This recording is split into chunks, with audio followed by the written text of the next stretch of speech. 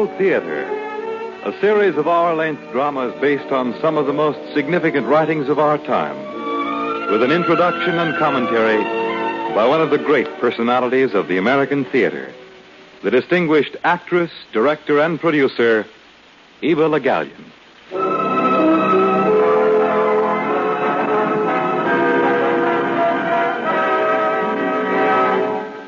Miss Le Gallienne. Good evening once again, and good afternoon to our friends in the West. Last Sunday, I announced that our play today would be based on Whistle Stop, the novel by Marietta Wolfe. Unfortunately, due to last-minute difficulties, we've had to change our program. And instead, we're bringing you a transcribed dramatization of a book by one of the most brilliant of modern English writers, Aldous Huxley. After Many a Summer Dies the Swan is the curious title. Huxley wrote it in 1939. It's a devastating and bitter satire, in spots excruciatingly funny. There's also something decidedly macabre about it.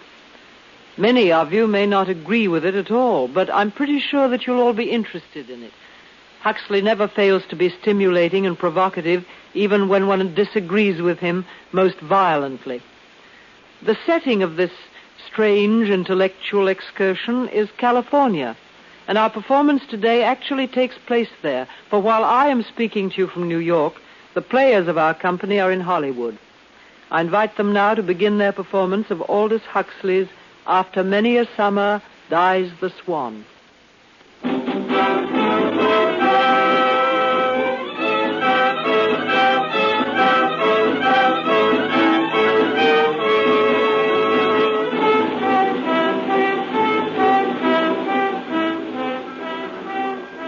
I was reading Wordsworth when the train pulled into Los Angeles station. Not that I'm overly fond of Wordsworth, but my instructions were to search for a tall chauffeur in a grey uniform, and I presume his were to track down a middle-aged Englishman carrying the poetical works of William Wordsworth. Mr. Portage, sir? Welcome to Los Angeles. Oh, Mr. Stoyte, chauffeur? That's right, sir. I'd have known you by your voice even without that book. Yes, my voice. Why is it that in America I have only to ask for a cup of coffee to draw gales of laughter? It's quite provoking. I beg your pardon, sir? Oh, never mind. If you will collect my box at the window, we'll be off.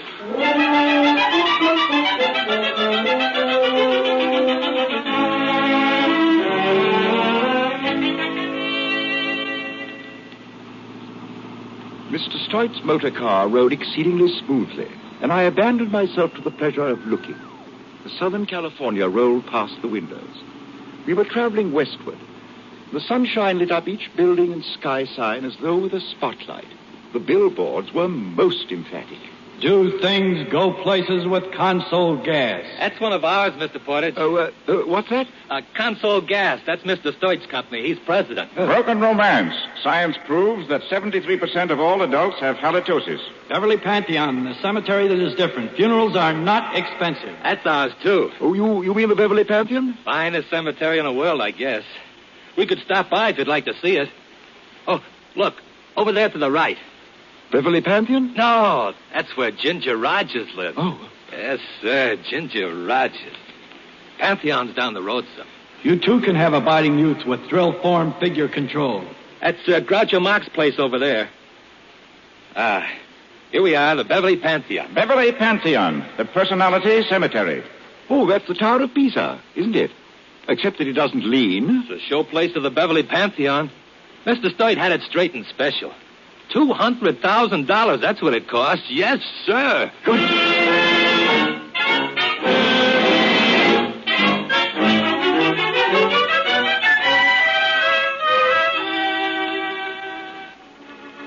We went through a whirlwind tour of the Beverly Pantheon. Everything. The pet cemetery, the poet's corner, the black marble vestibule of ashes leading to the super-modern burning mortuary furnace. And finally, the Pantheon itself. And overall, the inescapable crooning of a perpetual Wurlitzer automatic organ. This new heaven of the Beverly Pantheon seemed to promise all the more conventional delights, with the added joys of everlasting tennis, eternal golf, and millennial swimming.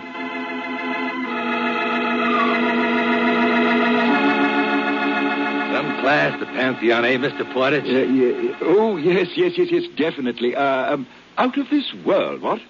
Now, look up there. Between those hills, there it is. That's Mr. Stoyte's place.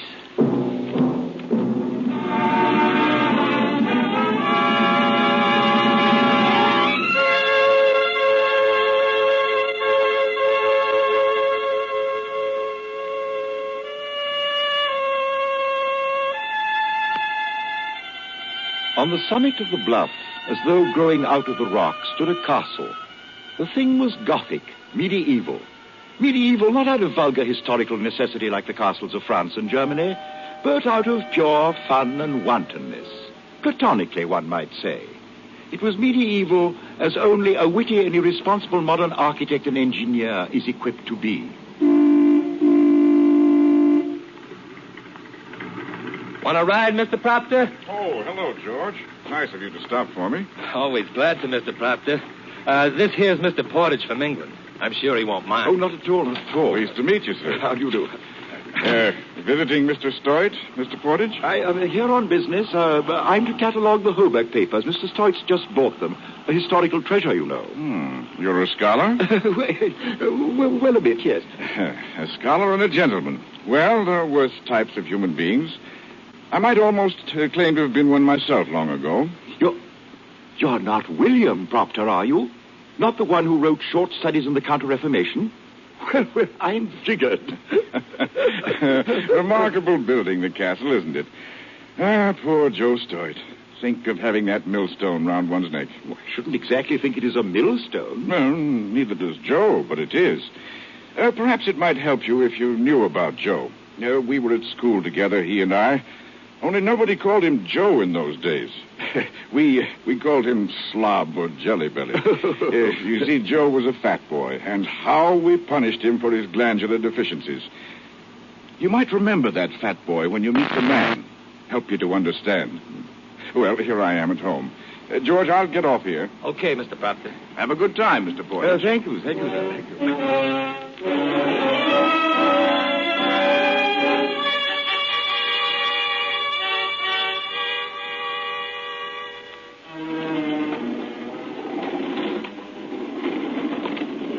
Mr. Portage, pleased to meet you. My name's Stoyte, Joe Stoyte. Oh, You're older than I thought. Oh, the sere and withered leaf, you know, one sinking... What's your age? 54. Only 54? Ought to be full of pep at 54. How do you do with the lady?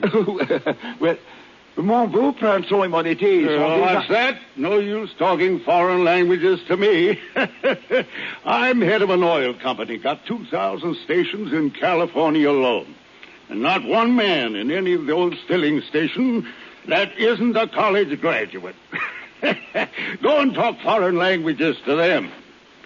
Yeah, you're to do those old papers, aren't you? What the devil is the name of them? Roebuck, Hobuck? Just bought them this summer. The Hoback papers. Hoback, that's right. What were you saying about women when you started that foreign stuff one day?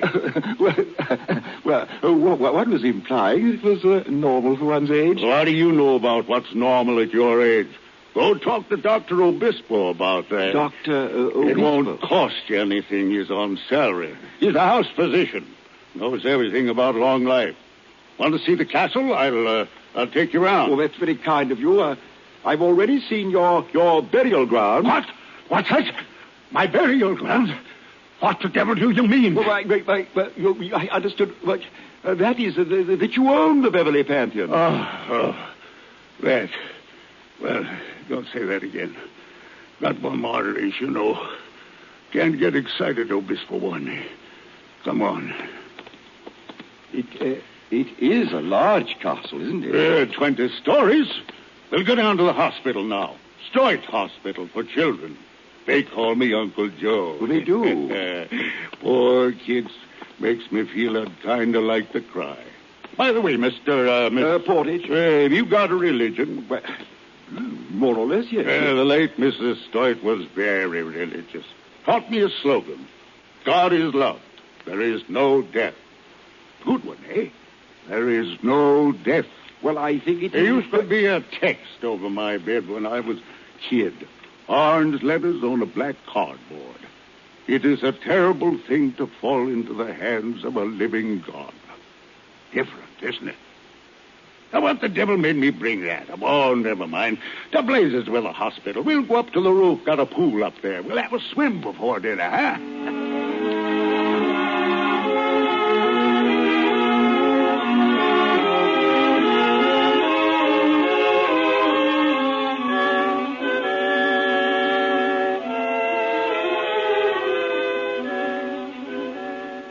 The view from the swimming pool was remarkable. One had only to turn one's head to see successive vistas of plain and mountain, green, tawny, and faint blue. If one turned the other way, one saw Miss Virginia Monsable poised on the diving board. Miss Monsable was, the chauffeur informed me that she was a particular friend of Mr. Stoyte's. And in his friends, Mr. Stoyte was particular, for she was, she was excessively beautiful, with not much bathing dress to conceal it. There, Uncle Joe. You're feeling kind of good. Oh, feeling fine, baby. Doesn't the sun feel good? Jenny, baby, I'd like to eat you. I'm tough. A little tough kid. What'd you bring old Baldy here for, Uncle Joe? Oh, to catalog some old papers I bought in England. Looks funny, doesn't it? Floating around that pool like an old Buddha. I'm going to dive in and duck him. Oh, don't go away, baby. I did some business this morning. Might make a lot of money, real money. How much? Maybe $500,000, maybe $1 million, maybe even more. Uncle Joe, I think you're wonderful. It's easy, baby, easy. Easy nothing. I say you're wonderful. So just keep your own mouth shut. Stop it. You're tickling me. Stop it. Oh, my wonderful Uncle Joe. I'll give you presents if the deal goes through. What'd you like, baby? I don't know. I never really want things bad. Uncle Joe, I don't think I want anything. Ah, that's what I like about you, baby. No, I don't want anything. Don't you, Virginia? Well, I do. Obispo, don't pussyfoot up like that. I don't like to be startled. I don't like it at all. Not at all. Mrs. Stoyte, I don't advise your working up a temper. Anger is a poison, my friend, and not a slow one. But if you want to shorten your life instead of lengthening... All right. What do you want, Doctor?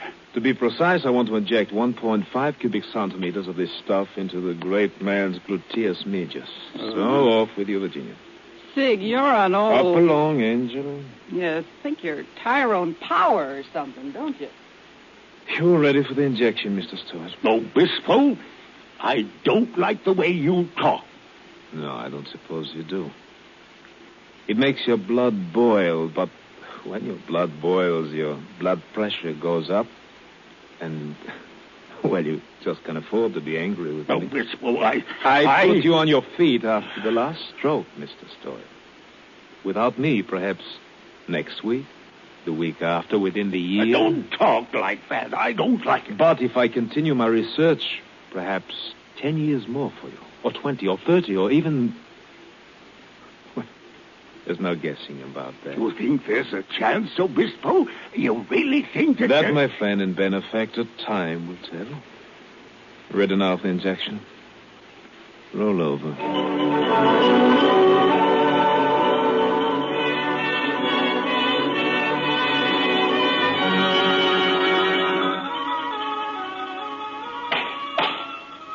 Oh, be careful with that, Tompkins. Those papers are valuable. They sure got them crated up solid. I got them now.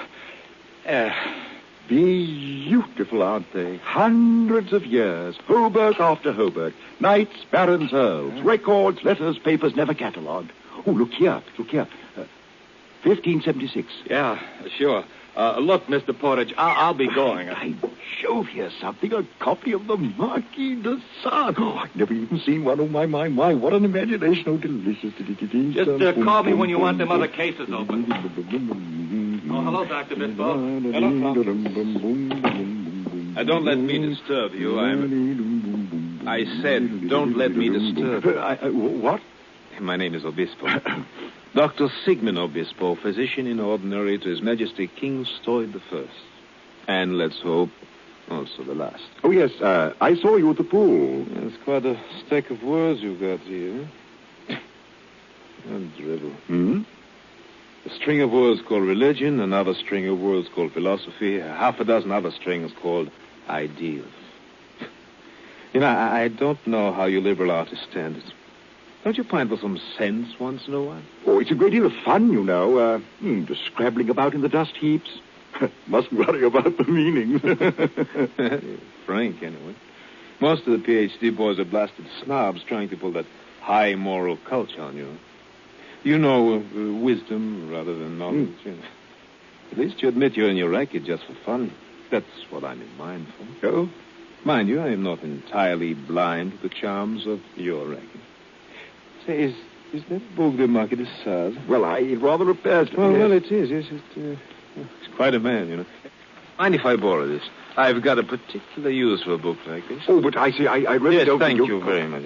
Come on down to the hall, see my laboratory. Well, you know, really, I should. I mean, these papers. They've waited 500 years. Come on. Well, I suppose. Longevity is my racket, you know. I wouldn't be able to follow it if I were in practice. Devil of a nuisance looking after patients. That's why I fastened on Joe Stoyte. Oh, he's concerned with longevity? Concerned? The old gold scared silly. It's a panic with him, fear of death, you know. And I've been living on that panic for 5 years. Oh, really? It's a researcher's paradise. I have everything I need with old Joe thrown in as a guinea pig. Oh, cooperative. He's ready to submit to anything, provided it gives him some hope of staying above the ground a few years longer. Oh? You know, it's an interesting thing, old age.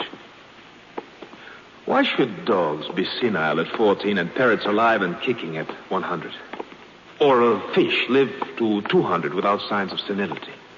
While poor Joe Stoyte... Oh, here we are. Oh, yeah, fragrance, huh? That's our mice. We've got nearly 1,000 of those. Hello, Doc. Oh, my assistant, Pete Boone. Pete, this is Mr. Portage. Glad to meet you, sir. Oh, yes, sir. Pleased to meet you. Pete is a bright boy. Knows his physiology. Good with his hands, too. Here, look at these mice, Portage. Lively, aren't they? They're lively enough while their fakes last. They're shot full of what I poured into old Joe this morning. Not that the old devil needs it with young Virginia around. I'll go get the diet sheets now. Well, put my foot in it again. I beg your pardon? Poor old Pete. He's fantastically in love. Thinks our Miss Municipal's like something in the works of Tennyson, chemically pure. Well, if it makes him happy, I won't spoil. Oh, speaking of Uncle Joe, here, take a look at this. Fish, by Joe. Yes, and what fish? Joe had them stolen from an estate in Europe. They've got rings in their tails dated 1761. 1761? Oh, that's the beginning of my favorite period. Those carp are nearly 200 years old, perfect health. And there's no reason why they shouldn't live another 3 centuries. It's incredible. There's something about the flora and the intestinal tract of those fish. Something that kills the poisons that produce senility.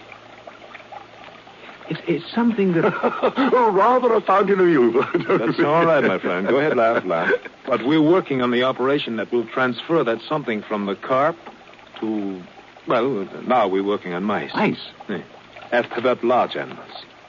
And if it works all right on dogs and baboons, it ought to work on Uncle Joe.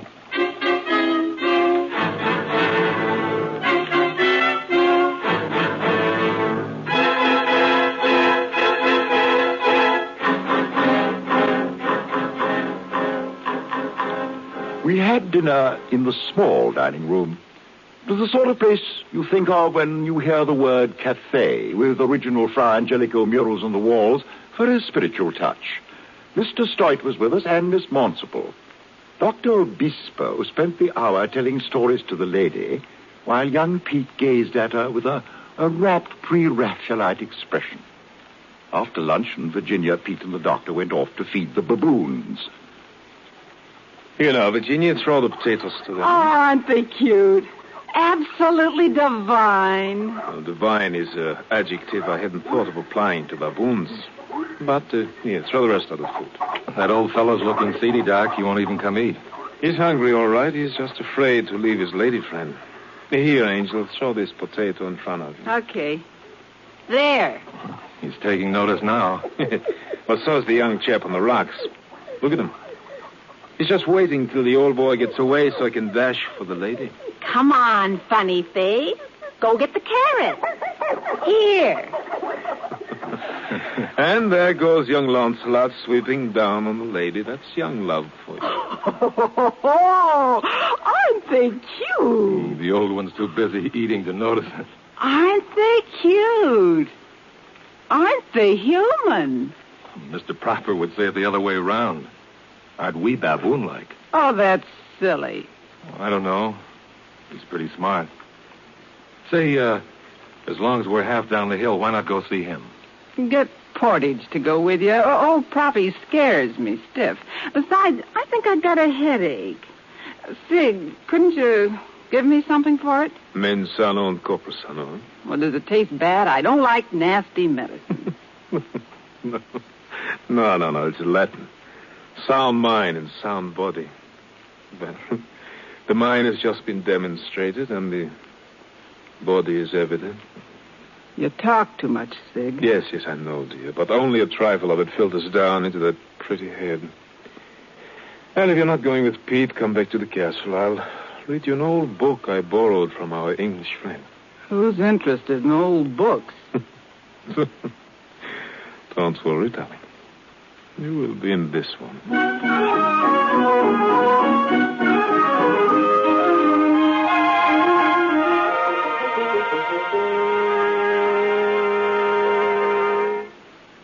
Well, Mr. Portage, did you meet the ogre of the castle? I remembered about, Jelly Belly.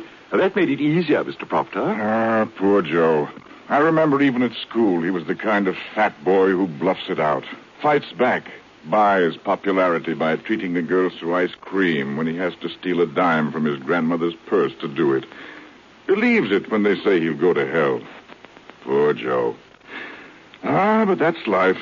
And, speaking of life, Pete, how's the work going? Oh, it's going just fine. Mm-hmm. If you succeed, what happens? Why, life is prolonged. Yes, I know that, but I meant something else. A dog, for example, isn't that supposed to be a wolf that hasn't fully developed? A sort of unborn wolf? Isn't that so? Mm-hmm. There's a theory like that. In other words, it's a tame animal because it doesn't have time to grow up to savagery. Isn't that supposed to be one of the mechanisms of evolutionary development? Yes, that's right. But what will happen with man? What would he grow into if you lengthened his life? You know, Pete, time and craving, that's our life. Now, what are you offering us? Another 200 years of time and craving? Time, Mr. Proper, for more good. Time doesn't guarantee good, my boy. But you can fight for good, Mr. Proper. We fought for good when I was in Spain. And you'll find, Pete, that evil comes even out of those fights for good. But, what do you expect people to do when we're attacked by fascists? Sit down and let their throats be cut? No, I expect them to fight. People generally do, and the results are generally disastrous. I should like them to try something more effective someday. Yeah, but that's cynicism. Defeatism. Hey there, Proctor. Oh, here comes the Lord of Stoyte Castle. What is it, Joe? Why the devil can't you leave my man alone? Which man, Joe? My estate manager. Interfering with him in his work. You've been bothering him about those blasted farm hands again. What do you think you're doing? What's the idea? The idea? It's an old one, Joe. Your manager's treating those harvest hands like vermin, not like men and women. They haven't enough to eat. You're trying to make reds out of them. You're a lousy agitator. I thought we were talking about eating. You're stalling. Eating and working, wasn't that it? I've put up with you for years, Bill, for old time's sake. But you're making the place dangerous for decent people to live in. I'll have you run out of the valley. I'll see that you're...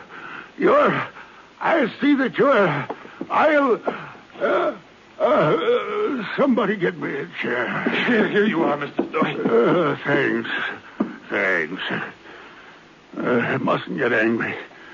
Obispo said so. Terrible thing. Terrible to fall into the hands of a living God. Terrible. What's the matter, Joe? Nothing. I'm better. It's all right. I've got something to show you, Joe. Been meaning to. It's a sun motor. A thing for making use of solar energy. Runs my electric generator. What? Why the devil do you want to do that? Haven't you got your current wired in from the city? Well, of course, but I'm trying to see how independent I can be from the city. Little Jeffersonian democracy. You're turning back the clock, Bill. You're going against progress. Am I? Well, don't worry about it, Joe. You're a crackpot, Bill. I guess you always will be. But remember what I said. You stay away from my manager. I won't stand it. I'm the boss on my estate.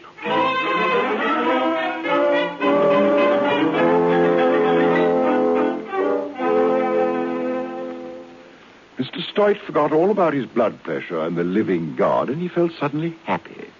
It occurred to him that in spite of everything, Bill Proctor liked him. In a glow of good feeling, he went home to his castle and straight to Virginia's boudoir. Oh, Uncle Joe. Uncle Joe. Hello, baby. Glad to see me? My baby. Oh, Uncle Joe. Good afternoon, Mr. Stoyte. Obispo, what are you doing here? I was a bit worried by the cough of yours at lunch. That's why I came up here, to make sure of catching you the moment you came in. Prevention, you know, is better than cure. I'm not going to let you get influenza if I can help it. Oh, is that it? Well, I feel fine. Nothing wrong with me at all. That cough wasn't anything. Only my old, chronic bronchitis. Yes, but I'd like to listen in. Open your shirt. Huh? He's right, Uncle Joe. You wouldn't want anything to happen. Well, all right. That's fine. Now, breathe in deeply. Breathe.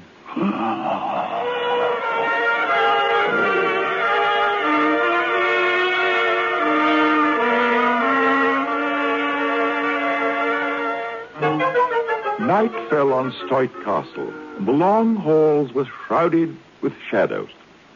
In his room, Pete Boone was dreaming of Virginia, trying to equate his vague yearning for political and religious justice with the warm glow he felt when he considered Miss Monsable, even objectively. While in the young lady's room, the object of his adoration was busy redecorating her toenails. Oh, darn. Polish is coming off my toe. Darn it. Ooh, that polish stinks. Uncle Joe? Uncle Joe? Good evening, Angel. Sig, what are you doing here? I thought we might have a little talk. After all, we were interrupted this afternoon. Sig, you're crazy. Uncle Joe will kill you if he finds you. Why, he'll pull that gun right out of his pocket. No, darling, he won't. You take the word of a medical man, Angel. Uncle Joe will sleep through the last trump. I've just seen to that. I think you're awful. Well, don't let me interrupt your labors. Proceed with your paint job. Woman's work is never done. Sig, I don't like the way you talk. The polish, darling, is running. Oh, darn. I don't like your getting fresh with me. You know, Uncle Joe almost caught you this afternoon. With my trusty hypodermic, my dear, I disarm all suspicion. But you're not even romantic or anything. You just laugh at me and you make dirty cracks. Well, it isn't even nice. You know, I admired the way you flirted with young Pete this evening. Uncle Joe was hopping jealous of her. Oh, darling, poor Pete. Oh, just wait till I get time for you. My toenail. Oh, you. It takes a professor of pharmacology to put an old buzzard into a coma with a few drops of this and that. I won't have you calling Uncle Joe a buzzard. No? Shall we say, then, a senile, foul-smelling goat? Why, you dirty. Uncle Joe's a better man than you'll ever be. I think he's wonderful. Yes. You think he's wonderful. But all the same, in about 5 minutes, you'll be kissing me. What? Why, you filthy, dirty, Look nasty... out, darling. You're spoiling the polish on your toes. Just wait till I'm finished. I don't believe I will. You know, the perfume of yours is strong enough to cut right through the stink of that polish. Darn you. Get away from me. No good. Virginia, I believe you're going to kiss me now. Oh, you rotten Abe.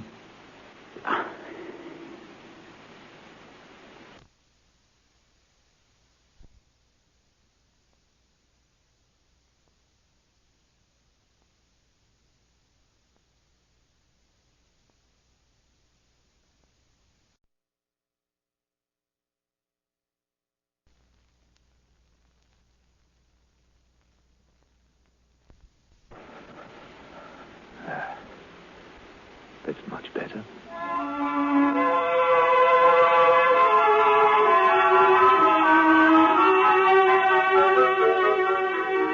And in the master bedroom, under a 25-foot mural of the crucifixion of St. Peter by El Greco, the Lord of Stoyte Castle slept with a revolver under his pillow and with fear sitting at his bedside. Crawling, damp fear. In his dream, the shroud flapped, and he heard the squeak of the screws. It clamped down the heavy lid of his coffin.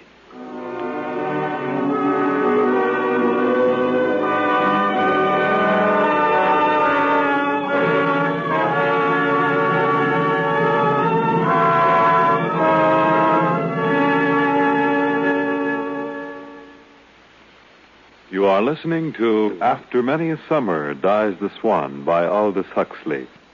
And here again, Miss Eva Le Gallion.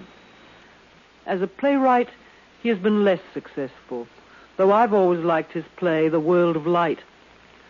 Some critics have resented his increasing concern with the field of mysticism, which has naturally caused a change in the manner as well as the contents of his work. Sidney Case says of him, for instance, from being anxiously intellectual, he became too confusedly anti-intellectual. Well, people who think along these lines bemoan the fact that he has become less and less an entertaining novelist and more a man absorbed in the search for truth. I see no reason to condemn a man for that. Might be a good thing for the state of the world in general if more of us engaged in this arduous occupation. One of the results of this concern of his is his book, The Perennial Philosophy, which has opened doors to many thousands of people, including myself, and which seems to me a tremendously valuable contribution to living. But we'd better get on with our story, which presents Mr. Huxley in what one might perhaps call his middle period. So we'll resume with Act 2 of After Many a Summer Dies the Swan in just a moment. This is NBC, the National Broadcasting Company. KFI, Los Angeles, Earl C. Anthony, Incorporated. Ooh, 102. 102. By 102. 102. Ooh, 102 is the right light brew. 102. Perfected after brewing 101 brew. 102. Brew 102 is the brew for you. A whale of a pale, dry brew. Meyer Brewing Company, Los Angeles. Now, Act 2 of the new theater's transcribed production of After Many a Summer Dies the Swan.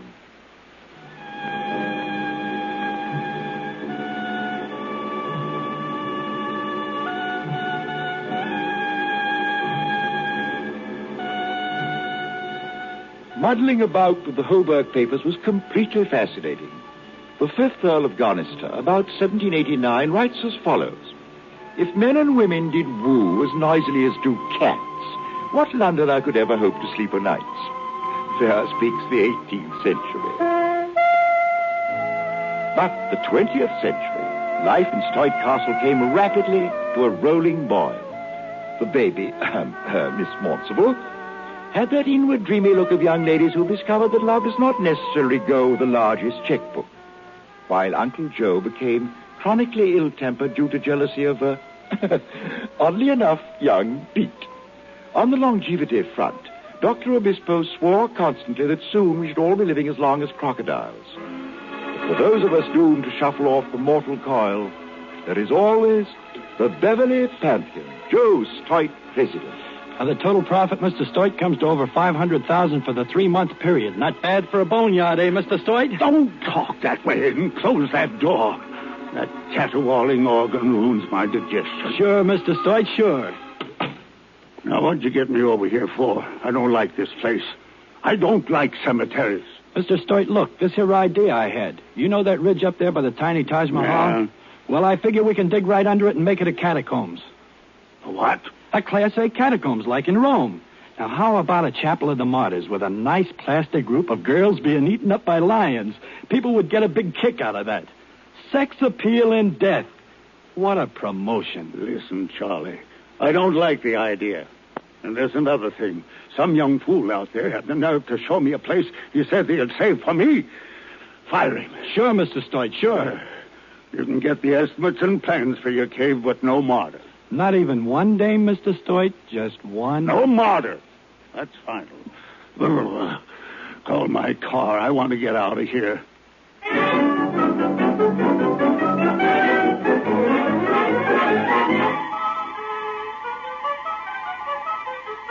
Now, you tell me about Pete Boone. He's a confused young man, if that's what you mean, Joe. I want to know what should I do about it. Why? Ginny keeps patting him like a big dog. If the kid would only make a pass at her, I could throw him out. But you can't just fire a big dog. Mm-hmm. You still like your Virginia, eh? Yeah, I guess so. She makes you feel good. Like when you get tanked up on scotch or when you give a toy to a kid. She's kind of like a daughter. But more than a daughter, eh, Joe? Better than a daughter. A combination, is that it? Sort of. But she's changed. She isn't the same. Besides, I haven't been feeling good. That blasted cemetery always gets me down. Nobody left, eh, Joe? No friends, no religion, no philosophy, and only Virginia left. There's no sense to anything. That's what's wrong. It's an idiot world, Joe. We all live in an idiot universe. Of course, we can't all afford to build it out of concrete and steel the way you did. You mean the castle? What's wrong with the castle? Well, nothing if you can stand idiocy. Never mind. Never mind the whole thing. Never get a straight answer out of you lousy professors anyway. Forget it. Never should have talked to you in the first place. No, Joe, you shouldn't. And you lay off those harvest workers. You've been stirring them up. This is my place, Bill. My place.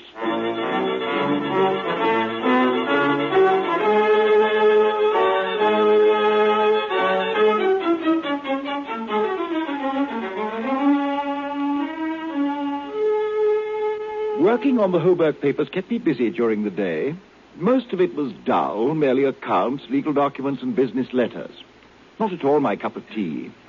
But at 12 o'clock, I found the parchment-bound notebook belonging to the 5th Earl of Gonister. The first entry was July 1780.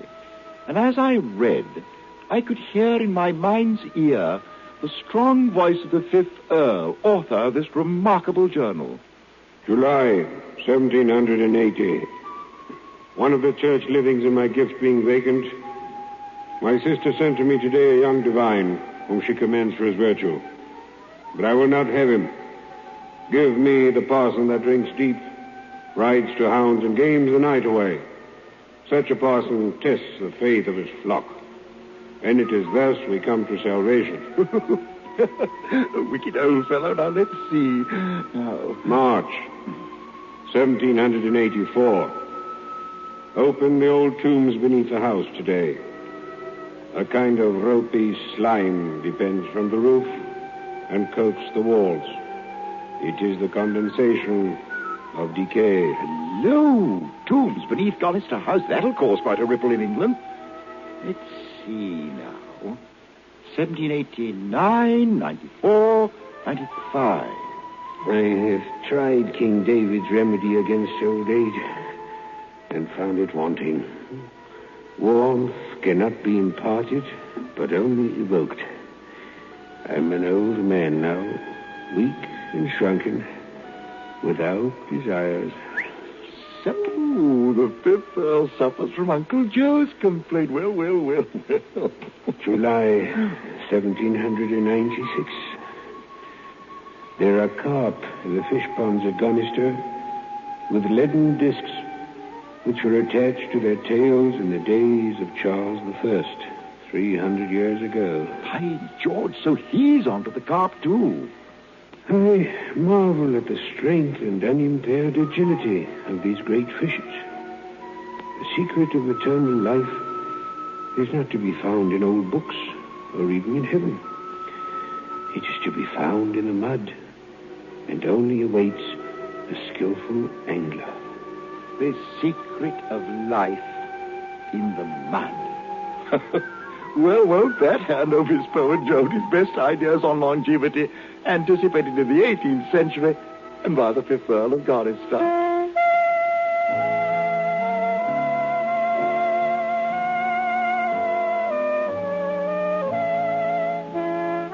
You mean to say some old fossilized Earl was onto the carp theory? When can you tie that? Well, you're not annoyed? Oh, why the devil should I be? Well, your theory, I mean, it's been anticipated. Let's hear more about your fifth Earl. Huh? You say he lived till 90? More than 90, 96 or 7. He died in the middle of a scandal once more. Oh, not really. What sort of a scandal? Well, it seems he had a tendency towards homicidal pleasures. Killed somebody? Not actually killed, just damaged. Hmm. You know, the old buzzard's line, the secret of life is to be found in the mud. That's almost a definition of science. Well, I was up to 1796. The old chap was feeling pretty seedy. Pharmaceutical tragedy.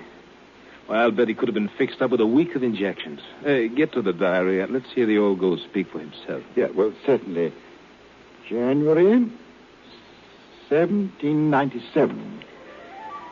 Why should a man die at 70 years and 10 when a fish can retain its youth for 2 and 3 centuries? Man cooks his food before eating it and generally throws away precisely those organs of the fish in which it is most reasonable to assume that the substance preventive of decay is contained. Good Lord. Don't tell me the old buzzard is going to eat raw fish guts. That's exactly what he is doing. Now, listen. My first 3 attempts provoked an uncontrollable retching. At the 4th, I was finally able to retain a few spoonfuls of the nauseating mincemeat. Oh, talk about courage. I'd rather go through an air raid than that. February 1797. It is now a month since I began to test the truth of my hypothesis. And I am now ingesting each day not less than 6 ounces of raw minced viscera of freshly opened carp. Oh, good Lord. A fish has more parasites than any other animal. It makes my blood run cold. You needn't worry. The diary goes on, you know. March, improved in strength. April, horseback riding again. Master, all this is more than a joke. Raw fish guts, prevention of senile poisoning, and rejuvenation. Rejuvenation. In September, he's been out fox hunting, after which there's no entry until 1799. No entry till 1799. That's when his case is getting really interesting. He goes and leaves us in the dark. Oh, not entirely in the dark. There's an entry a little further on. The age of 81, the fifth Earl is the proud father of a bouncing baby boy. At 81? What do you think of that? And here in 1820, he seems to be in the prime of life. 1826, he's taken on a new housekeeper named Kate. At 1831, he has repairs made on the dungeons of Gonister House. And how about his health? Oh, he seems to take it for granted. Wait. Now listen to this. March 1834. By the criminal negligence of Kate, Priscilla, my young servant girl, has been allowed to escape from a subterranean place of confinement. Unfortunately, she bears upon her person the evidence that for some weeks she has been the subject of my investigations. She holds in her hands my reputation and perhaps even my liberty and life. Well, there it is. That's the scandal. Oh, the old devil. The girl must have told her story. Well, what's next? I really can't make it out. It is devilish odd. My funeral will be conducted with all the pomp befitting my rank and virtues. My only regret is that I shall be unable to leave my subterranean retreat to see the pageantry of woe. I go now to my own private hell, deep beneath the walls of Gonister House.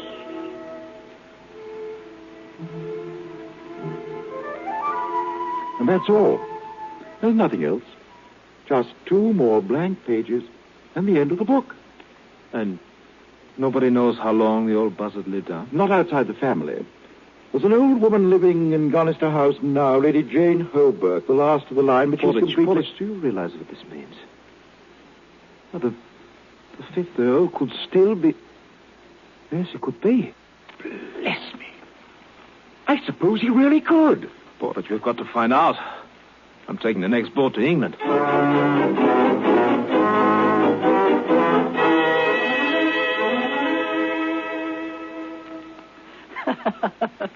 Sig, you're crazy. You're absolutely crazy. Why are we going to England? It's a secret, Angel. I haven't even told Uncle Joe yet, but you take it from me. We'll go. Well, I wish you'd go somewhere. And I don't mean England. Harsh words, Angel. I mean it. I don't like the way you act. I feel like I'm double-crossing Uncle Joe all the time. Darling, you are. Besides, I haven't been able to say my prayers. I don't like you, Sig. I don't like you at all. Still, there isn't much you can do about it, is there? You make up your mind that you hate me, don't you? That you won't speak to me again, won't even look at me. Sig, go away. But you can't keep that promise, can you? No, you don't mean that at all.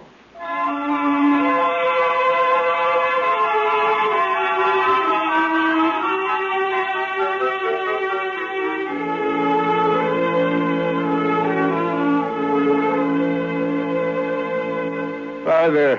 Portage. Yes, Mr. Stoyte. Come on up to the roof with me. I want to talk to you. Why, yes, of course. Get in the elevator. Oh, thank you.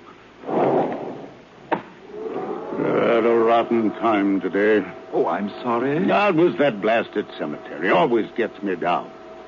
Going up to see Virginia now. She always makes me feel better. Wouldn't know what to do without. She's mine. She loves her old Uncle Joe. You can bet your bottom dollar on that. Here we are.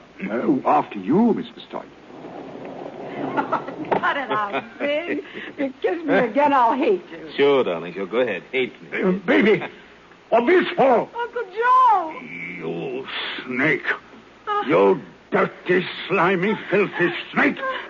I'll kill you. No. I'll kill you. No, Uncle Joe, no. Look out for that gun. I'll kill you. Jenny, get away. You're a lousy shot, Uncle Joe. Let go my arm, Jenny. No. I'll get him this time. No, don't shoot, Uncle Joe. Let go of him, Jenny. Let go. Let him shoot if he dares. Evie? What do you mean, if I dare? I'll kill you, Obispo. No, you won't, Uncle Joe. You won't. Because then you'll die, too. What? What's that? You kill me, it won't be long before they've got you stretched out under the black marble mausoleum at your Beverly Pantheon. Well, what the devil do you mean? That I've just found a new way to keep you alive. But without me, you'll be a dead man in a month. No, you don't mean that. That isn't so. That isn't true, is it, Obispo? You had a stroke, Joe. You had a stroke. But I've got good news for you. There's a chance that we have found the secret of life in the mud. You found it? What is it, Obispo? What is it? I've got to have it now. Drop the gun, Uncle Joe. What? Sure. What is it, Obispo? I'm going to live. I'm not going to die. We shall see, Joe. You've got to keep me alive, Obispo. You've got to. Oh? After you tried to kill me? No, that was an accident. I didn't mean to. You can't let me die when you know how to stop it. You can't. If you don't mind all, I'm going to sit down. You've got to keep me living. You've got to. You can have anything you want. I can pay for anything. Anything? Well, Uncle Joe, now you're talking turkey. Yes, sir. Now you are talking turkey.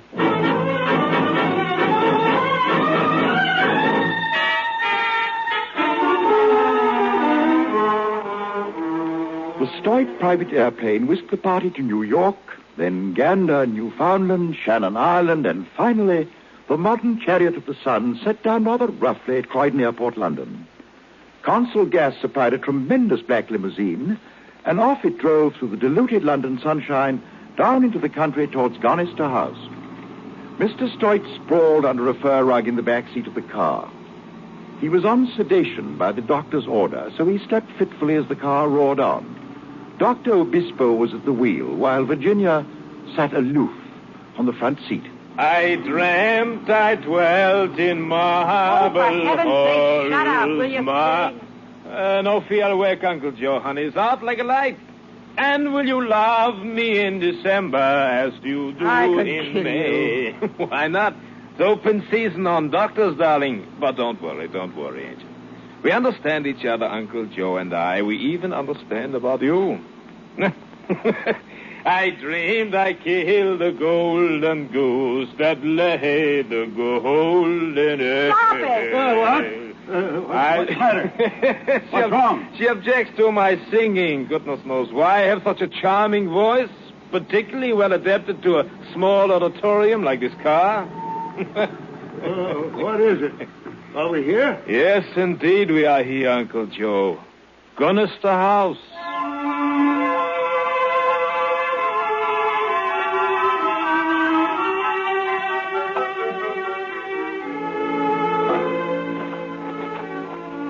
I don't like it, Uncle Joe. It's scary. Oh, it's all right, baby. It's all right. Yeah, look out for the creepers on the path. Not much of a garden, eh? It's all grown over. What's the matter? Someone behind that bush. What? Oh. Come on out, youngster. Come out. Look what I've got. I've got a gas mask. That's what I've got. Ah, that's nice. Gas mask all filled with flowers, huh? What's your name? Millie. I'm 9. 9. Granny says I'm undernourished. Oh. Does your granny live here, Millie? In the kitchen. She's yes. Oh. Do you like candies? Huh? What the devil they call candies in England? Would you like some sweets? Let us in and you can have them all. Well, I don't know. Oh, nice chocolatey sweets. Whole box of them. Well, all right. Come on.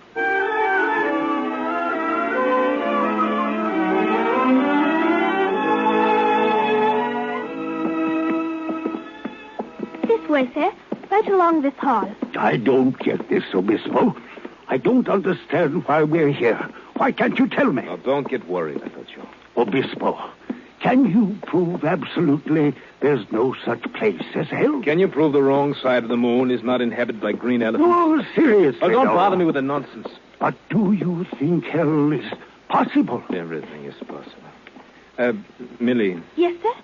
Where's the cellar door, dear? No. What do you mean, no? Just show us the door to the cellar. I won't, I'm afraid. There's ghosts down there.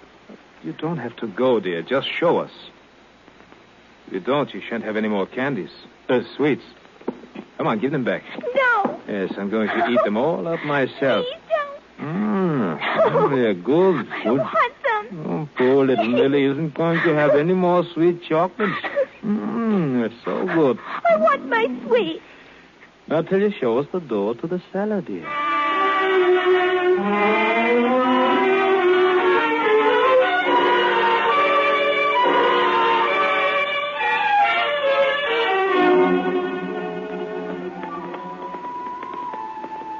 Hold that flashlight up, H. I'm scared. This is crazy. I don't like this, Obispo. It's damp down here. I'm not well. All right, you stick with us, Uncle Joe. Maybe we can fix it so you won't have to find out about hell. Wait a minute. There's a door. Is it locked? No, wait a minute. Come on. Oh, that's awful. That smell. Pretty bad. Come on. I don't like this. I don't like this at all. What do you think you're going to find out here? Hey, stop being a sniveling baby, Uncle Joe. I'm not sure of anything. For all I know, you may die in 5 minutes. No, don't say that. Well, then, come on. Oh, that smell. Getting worse. It's awful. Just around this corner here. Keep the flashlight up. Here, give it to me. I'll go ahead.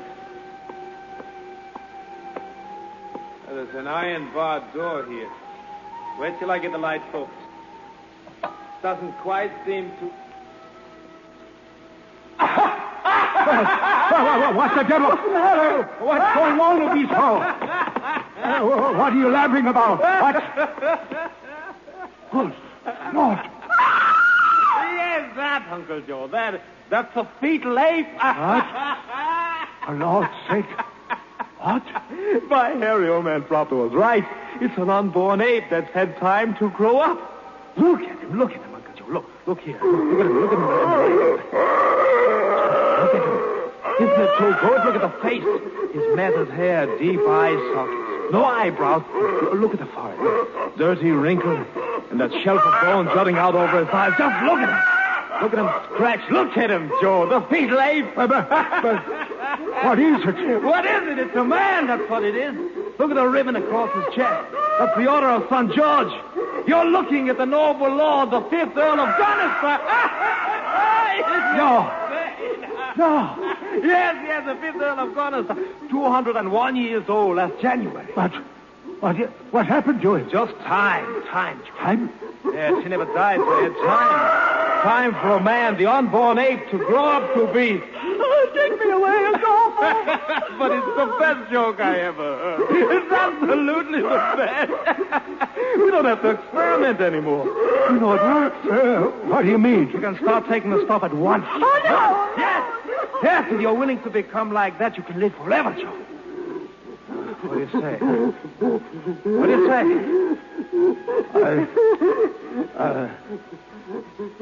Obispo, how long do you figure it would take before a person got like that? I mean, it wouldn't happen all at once. There'd be a time when a person, while he wouldn't change anything. Oh, no. You want to, Uncle Joe. You don't want to. Once you get over the first shock, I mean, it's better than dying, isn't it? Looks like he has a pretty good time. I mean, in his own way, of course. Don't you think so, Obispo? Don't you think so, Obispo?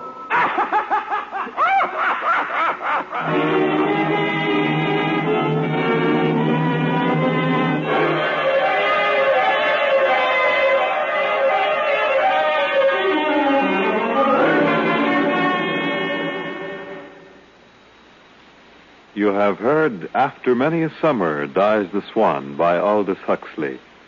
The dramatization was by Ernest Kenoy. And here again, Miss Eva Le Gallion. Oh, there's something decidedly ghastly about that ending.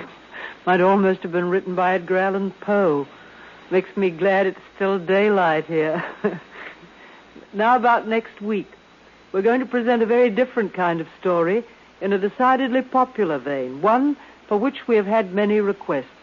It's a new dramatization of Daphne du Maurier's great yarn, Rebecca.